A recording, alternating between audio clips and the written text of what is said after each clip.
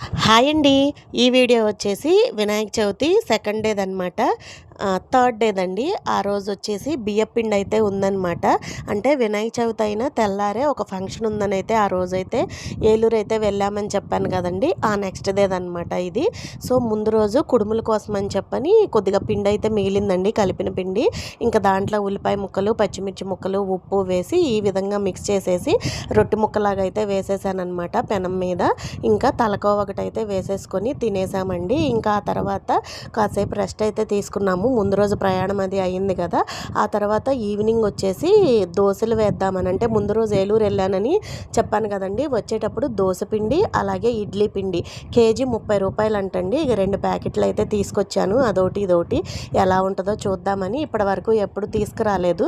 So ఇంకా వీటన్నిటిలో దోశలు వేద్దామని చెప్పి దోశ పిండిలో మాత్రం సాల్ట్ కలుపుకొని చట్నీ చేశానండి. వీడియో నచ్చితే లైక్ చేసి సబ్స్క్రైబ్ చేసి